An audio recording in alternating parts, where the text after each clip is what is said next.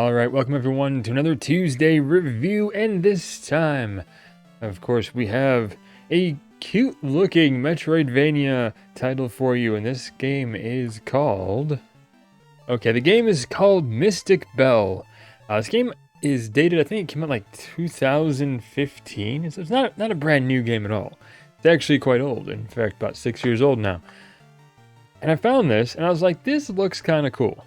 This looks interesting. I'm going to check this out, see what it's all about. And I played through it. And I beat the game. I got both endings. And yes, there's 2 endings to this game. So let's get into it. Let's talk about this game. Is it fun? Is it worth your time? And should you buy this? So I'm going to do a new game. And this is my completed game right here. I was level 8, and that is max level, by the way. So you're not really able to grind for like a bunch of levels. But as you do level up, your main attack does get quite strong. It gets very strong at max level, let me tell you. So anyway, new game. So now you can choose normal, hard, and differences like for arcade adventure veterans, enemies hurt more, no warp chests, and return to council chamber upon death. This one says limited backtracking with warp chests, restart from current room upon death. So basically, you have these like warp points, and there's chests at the warp point, so you have to have less backtracking to go to these different chests on normal. Hard basically is like death. You, instead of starting that same room, you go right back to the council chamber. So let's start normal and show you what the game is all about. You pick up the apple. It's actually a hall pass, not a real apple. So we have this girl, Mystik Belle. She has a fireball spell as her attack. When enemies get close, she'll actually swing her broom to attack them. Like pixel art, you can tell it looks really good in this game. And this is top-notch pixel art right here. This is like pixel art done right. Even has like a pseudo 3D effect to it. If you look at the way the floor is, the way the floor moves, it has like that 3D effect, even though it is not a 3D game. So you go through collecting different items, meeting objectives. Our whole goal in the game is to get these 3 very specific items for this brew, this potion that is required every year. It's a tradition that we make this every year in order to do something. I won't spoil what it's to do, but I will say it is very important. And you'll find clues throughout the game too as you get different abilities, can access new areas. You will find clues as to what it's about. Now, if you want to get the true ending and actually fight the final boss, you need to find all the clues. So to go here, talk to this lady in our way. She's like, nope, you can't go anywhere. Okay, fine, hold on. Blah, blah, blah. Okay, so she needs to see our hall pass, to go hit B for menu, A to use hall pass, dash the ticket. There you go. So now we can go through the main part of the game. And this really sets up what we need to do in this whole game is talk to people, get clues. If you get stuck, go back and talk to people. Maybe someone says something different. Even if the person you talked to before had at one point changed into a boss, if you get stuck on something, maybe go back and talk to them, because they might have changed back and might have information for you and might be vital to your quest. You see that she did that with her broom right there? Enemy gets close, smack with a broom. Which is kind of cool. So even if like your fireball can't quite hit them where you're standing, or if they get close to you as you're firing, that broom really takes care of a lot of enemies. There are a few bosses in this game you'll have to face.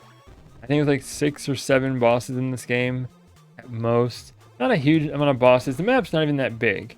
I will say with the map, the only time you'll see it zoomed in is when you go to a warp point. So you really kind of have to just pay attention to where you're going and where everything is to really know exactly what you're trying to do. Travel mirrors, that's your warp point, so you can travel between mirrors here. The chest here at the warp point, that is the difference between not easy, but normal and hard. Is normal puts these chests here for you, so you don't have to backtrack as much. Hard makes it we gotta backtrack even more.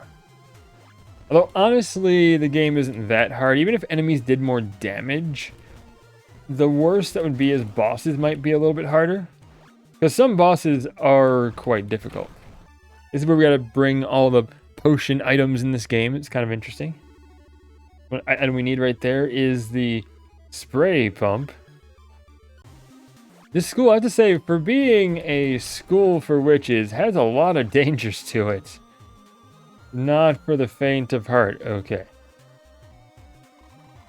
Anytime you see an exclamation mark, search it. And search things multiple times, because sometimes if you're stuck, if you're not sure what to do, she'll give you a clue. So empty spray pump, fill it up. Now we got toxic weed killer. This right here is an item. It's rubbish. There are items in this game you do not need. And there's a few of them you can just throw in the trash.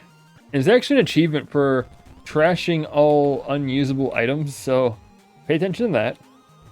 That's something you want to make sure you do if you want those achievements. If you like all the achievements, I've gotten all the achievements except for beating the game in a specific amount of time. It's like a speedrun achievement, which I will not get because I don't speedrun games. Okay, so we need to go here and then toxic weed killer. And that gives us an item, the stinky leaf, which will be important later. Oh look, that part cleared up now because we beat that plant. And that's this game right here. That is the game. Go through, find items, fight monsters. So we're already level 2. Level 4 will get us a two-way fireball. And then level 8 will get us a big old fire wave that shoots from our wand. And it's pretty sweet, let me tell you. But you're never like overpowered in this game. This game presents a decent challenge. I will say the final boss does change things up a little bit. So it does add a little bit of a unique change up in how you have to fight the final boss. So all your upgrades on the final boss really make no difference because it does nothing. You have the same amount of health, the same amount of attack, the way it's set up. So you can get max level if you want to, just to be that powerful as you're going through the game and for the other bosses. But for the final boss, you don't really need to. It's not necessary. But if you want to, it's up to you. That's the game. And I'm going to say, honestly, this game was fun.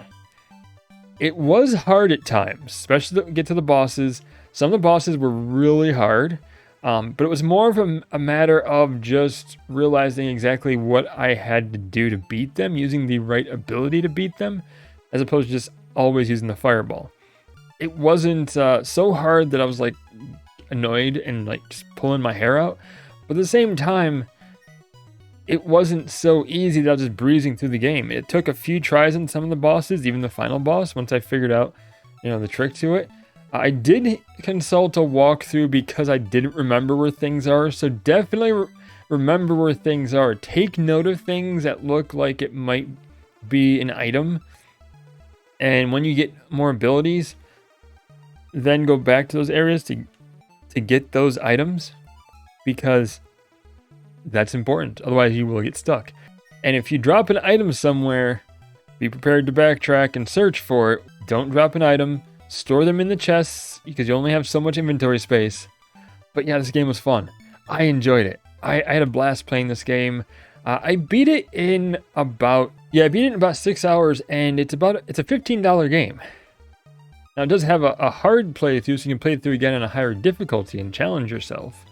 There are achievements, but for $15 and the game only being like 6 hours to beat, and it might take you longer, especially if you want to try to do it without looking up a walkthrough if you get stuck. It's a decent game. It's fun. Maybe if you don't want to pay the full price, wait for a Steam sale. But overall, I mean, look at how good the game looks, how fun it is. It is definitely worth buying, but it's definitely fun. You will have a good time in this game. You will have fun with this game, and it is completely worth your time.